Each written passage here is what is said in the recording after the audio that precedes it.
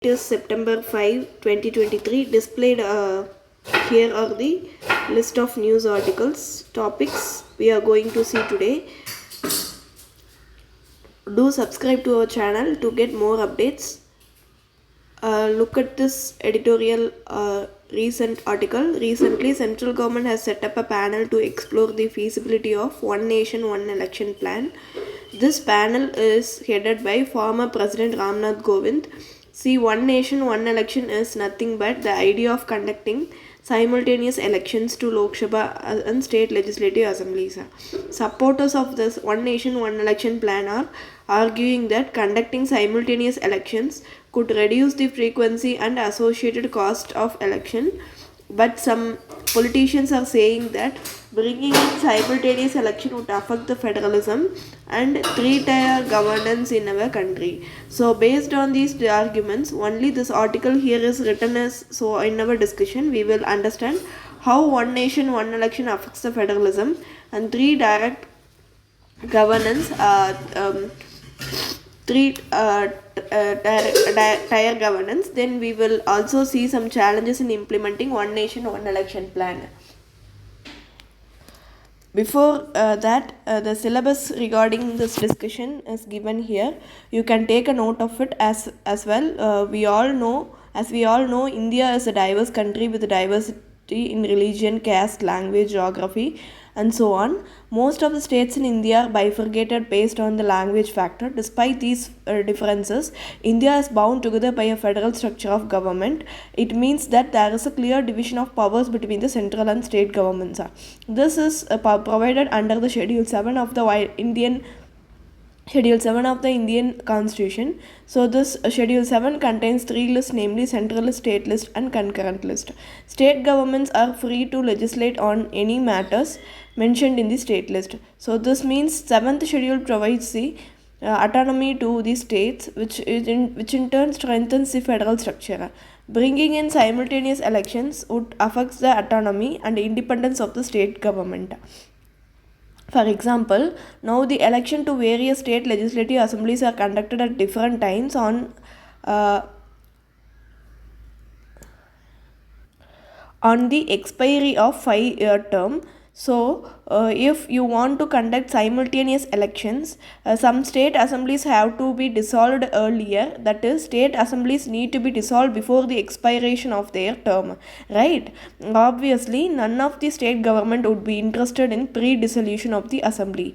This makes the central government to force the state to cope up with the simultaneous election. So this action would probably end up in the violating the autonomy and independence of the state governments. This in turn will affect the federal structure as a whole. So this is how one nation, one election plan affects the federalism. Apart from violating federalism, this plan will also affects the three-tier governance in the country as well. As we all know, we have three different levels of government: central level, state level and local level. Each government has certain autonomous powers. So conducting simultaneous election would require the state government to give up their autonomy in their ruling states. Apart from this, the laws that are governing the local body elections needs to be changed to align with the new election cycle. These actions would probably defeat the three-tier governance in our country. This is because the simultaneous elections require state and local governments to give up their autonomy. So this is how one nation, one election plan affects the three-tier governance in our country. Now we shall see the challenges in implementing this plan. First and foremost challenge is high expenditure. See, the simultaneous election may lower the election expenditure in long run, but implementation will require allocation of massive financial and administrative resources. This is because conducting simultaneous election for the first time would require additional cost to buy the electronic voting machines, VVPAT machines and other equipments. Apart from this, the government also needs to divert many of the government employees to the election duty. So implementing simultaneous election would require a large budget allocation and resource coordination. The second challenge is carrying out amendments in Indian Constitution. See, conducting simultaneous election would require significant amendments to the Indian Constitution.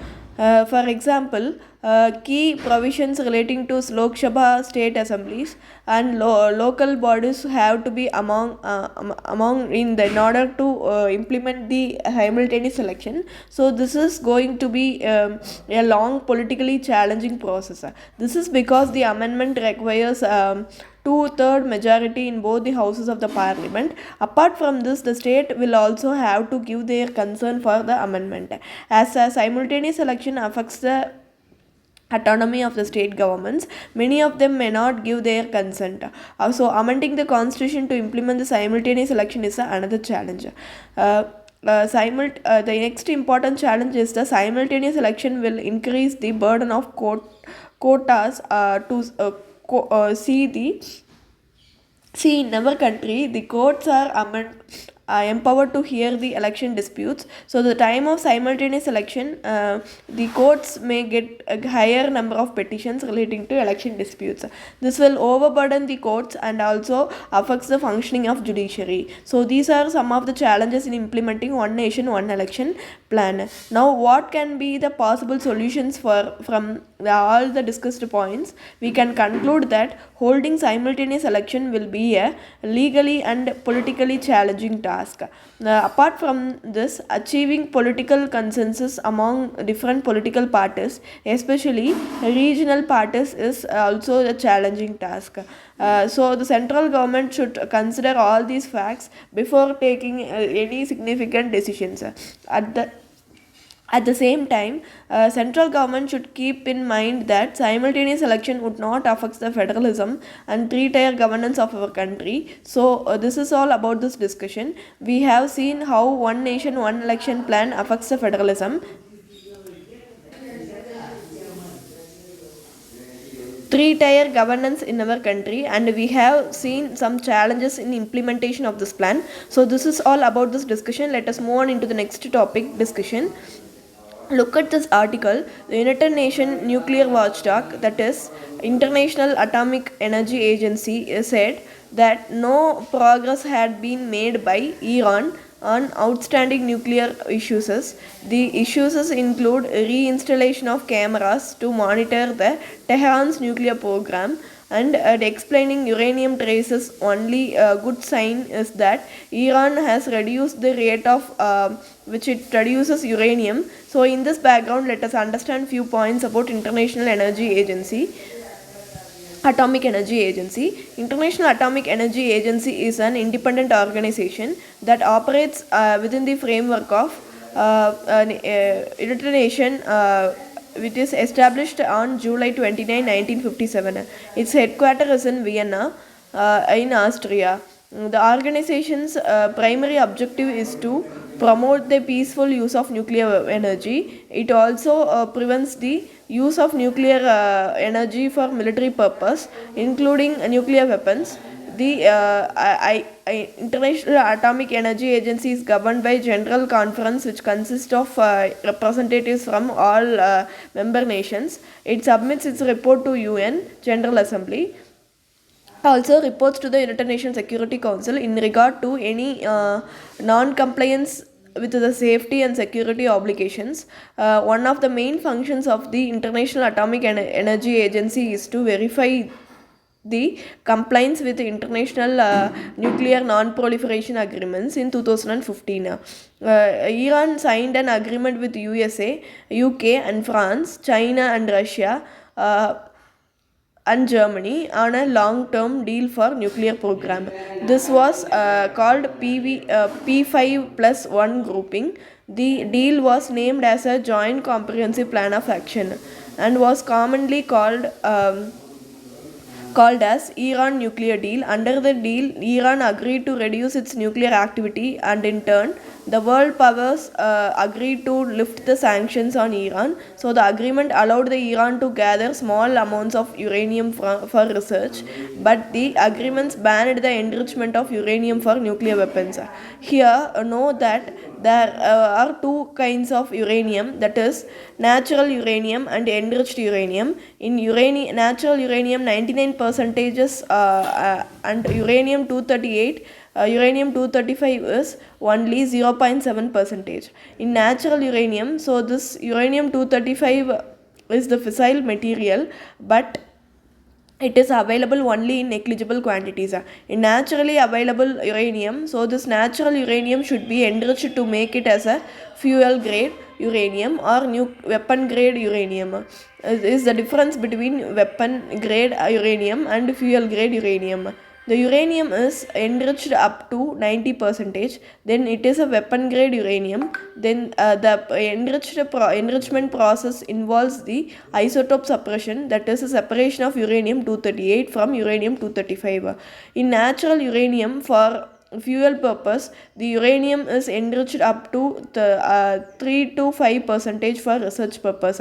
The uranium is enriched up to 20 percentage for making atomic weapons.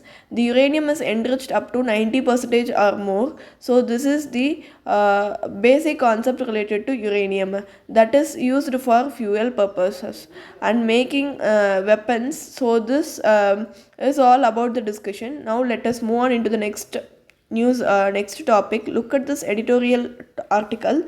It's about the climate action. The overall argument of this article is that women faces a greater risk due to climate change, so women's participation must be ensured in climate policy making for effective climate change mitigation and adaptation strategies.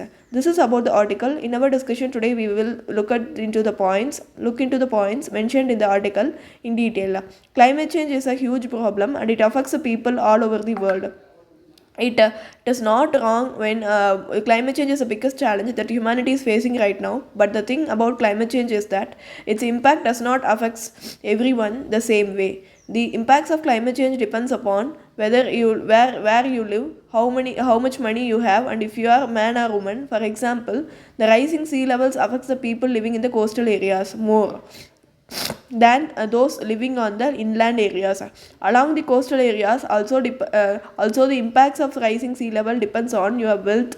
So rising sea level will have a little effect on big businessmen, but if you have a devastating impact on small fishermen, so the impact of climate change depends upon where you live and your economic status. See, the impact of climate change are also gender specific. Women generally are more vulnerable to climate change than men. Why? Why are women more vulnerable to climate change? As I mentioned, the impacts of climate change on poor people are more severe than rich people. Women are more likely to live in poverty than men. For example, women own only 10% of land used for farming. Additionally, according to Oxford International, men own 50% more wealth than women. This wealth gap is one of the many reasons why women are more vulnerable to climate change. In addition to this, other factors like cultural norms related to gender roles, lack of representation in decision making, lack of mobility, social inequality also makes women more vulnerable to climate change. Now we will see how climate change impacts women. First impact is in job loss. Many women in developed and developing countries work in farming sector. According to the International Labour Organization, over 60% of the working women in South Asia and Sub-Saharan Africa are still involved in agriculture. As we all know, farming is a climate vulnerable occupation. So, due to climate change, agricultural productivity will also come down. This will lead to job losses as women are mainly involved in agriculture. They are more vulnerable to this impact. The next impact is higher physical burden. Particularly, the rural women are mainly involved in unpaid labor, like walking long distance every day to collect water and fuel, due to which climate change, the access to water and fuel would be affected. So the rural women have to travel long distances to fetch water and fuel. This would put additional physical burden on them. The last impact is a gender-based violence. According to United Nations study, 80% of people displaced by climate-related disasters are women, girls, and these women are more vulnerable to gender-based violence, like trafficking. For example, after Nepal earthquake in 2015, many women were exposed to exploitation and human trafficking. According to United Nations Population Fund, until now we saw why women are vulnerable to climate change, and then we saw various vulnerabilities of women to climate change. This is the main reason why women must be provided equitable representation in climate policy making. Only by providing proper representation, policy actions can be initiated to address the impacts of climate change that are specific to women. The next reason why women must be involved in climate change policy making is that women have more knowledge about local conditions. Their knowledge of local conditions and their involvement in grassroots activity can be used to frame climate policies that are practical and relevant. So, this is what the news article is trying to convey. Finally, the women are generally proactive, addressing the issues of climate change. There are many examples worldwide. For example, when former New Zealand Prime Minister Jacinda Ardern came to power, she declared a climate emergency. She also had 40% women in her cabinet. So they sit in motion in a plan to make the country's public sector carbon neutral by 2025. You can note another example here. A study of 130 countries showed that nations with a high representation of women in their administrations are more likely to ratify international environment treaties. In India also, the famous Chipko movement was led by women from rural communities.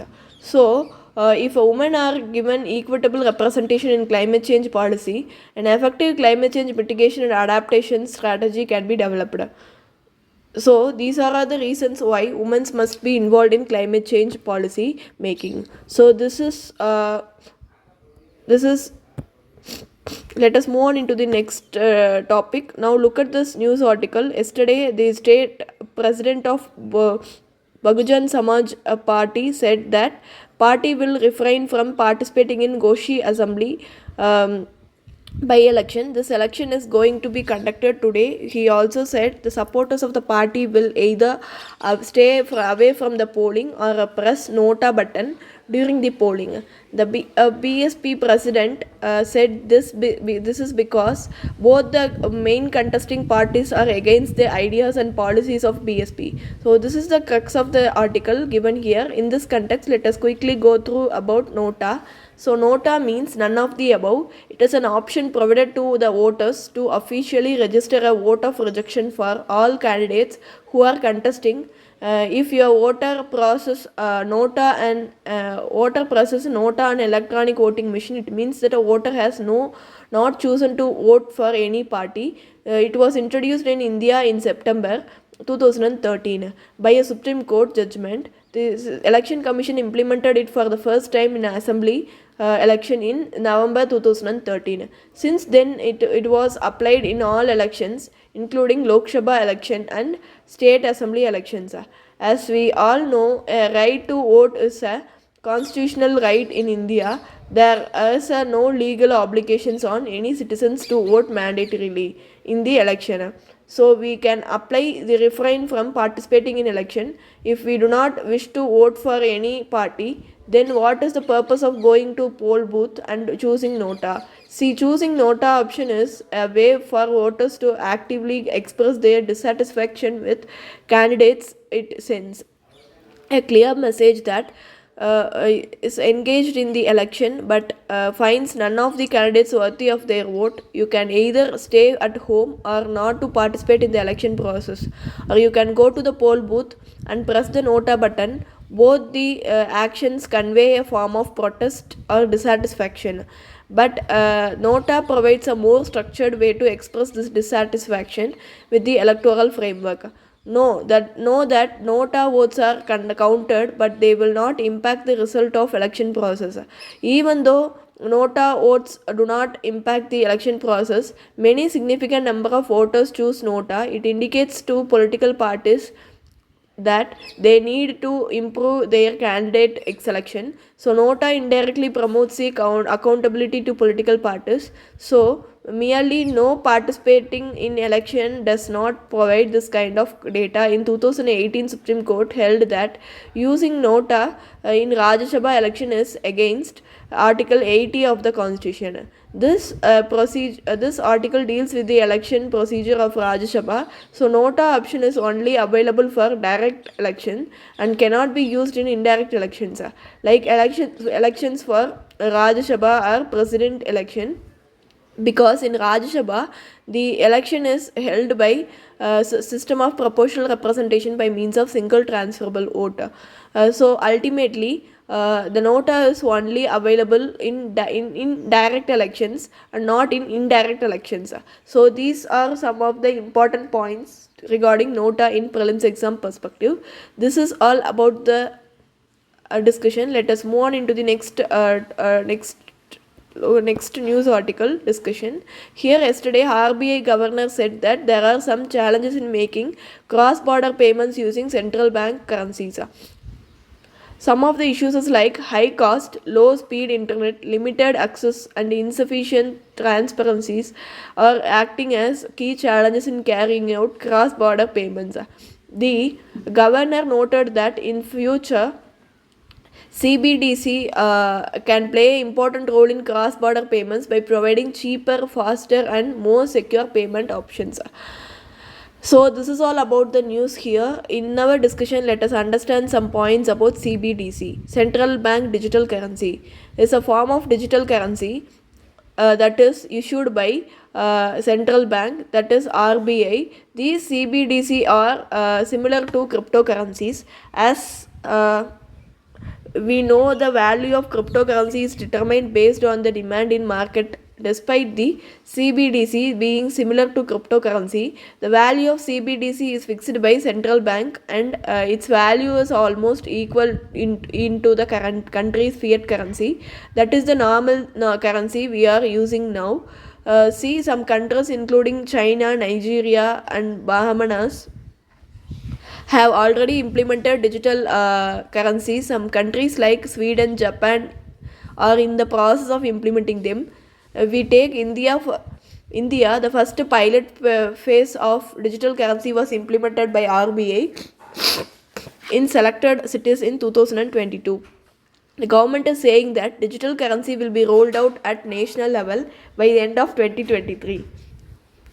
Now let us see some pros and cons of CBDC. First, let us see the pros. The CBDC will reduce the printing of paper money. This in turn reduces the paper usage and decreases the deforestation process. Apart from this, CBDC also helps to make faster payments in domestic as well as international markets. It also reduces India's dependency on dollar in international market. CBDC reduces the cost of maintaining physical currency. So these are some of the advantages of CBDC. Now coming to the disadvantage, providing digital currency would require the bank to maintain huge data, so it may cause operational burden and high cost to the banks. This might affect the services provided to the customers. Next important challenge is security concern. Cyber threats may pose a serious challenge in implementation of CBDC. As they are treated like normal currency, hackers would engage in illegal mining of digital currency. Next challenge is digital divide and financial illiteracy. A large amount of population should be aware of using CBDC, as a digital divide is still a major concern in our country. So these are some of these at the disadvantage of CBDC. So we have seen some general information about CBDC and some advantage and disadvantages of CBDC. So let us move on into this is all about the discussion. Let us move on into the next part of our discussion. Now look at this article. Instead of banning entire internet, the Telecom Regulatory Authority of India has suggested to place a selective ban on over the top platforms like WhatsApp and Facebook and Telegram. See, when our internet is banned, the intention is to stop the spread of misinformation in particular area.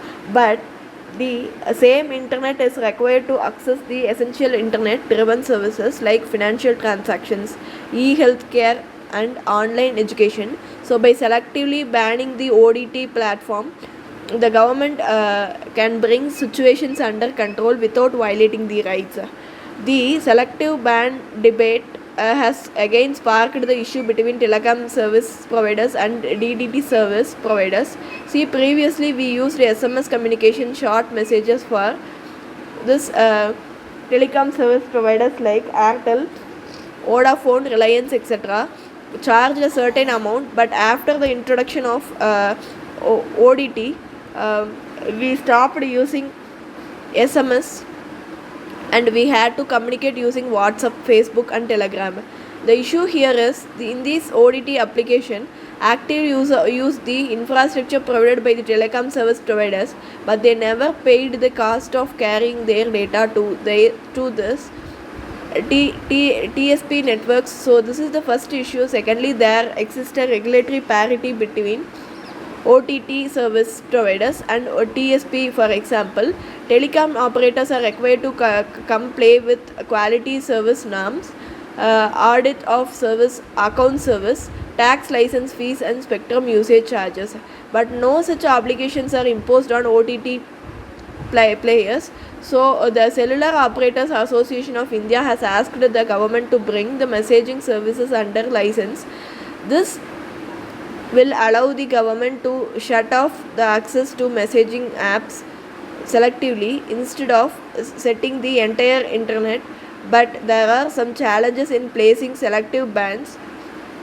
Firstly, the users can easily switch the messaging platform, or they adapt applications like virtual private network, that is VPNs, to evade the restrictions. So the proliferation of alternative platforms and technologies poses a serious challenges to maintain this selective ban. Secondly, a wide variety of messaging apps are available and users can easily switch to unblocked alternatives. So these are some of the challenges in placing selective ban. So this is all about the important points mentioned in the news article. Now let us move on into the next coming to the prelims practice question discussion. Let us look at the first question. It is about NOTA. Look at the first statement. NOTA. NOTA has no electoral value in Indian system, as the statement is correct. Even if maximum votes are given in the favor of NOTA with a large number of votes, which could theoretically even give a just one still declared winner. Yes, this statement is also correct. Look at the third statement. It increases the chance of more people turning up to cast their votes and decreases the counts of bogus votes. Yes, this statement is also correct. So the option is all the three. C option. Look at the second question. Which regulatory body in India is responsible for overseeing regulating activities of telecom service providers, ensuring compliance with licensing conditions and safeguarding the interest of consumers in telecom sector? So the correct answer is option B, Telecom Regulatory Authority of India. Look at the third question.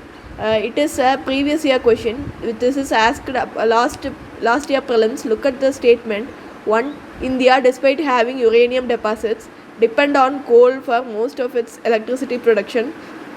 Statement 2 says uranium enriched to the extent of at least 60% is required for production of electricity. See, India is world's 9th largest producer of uranium.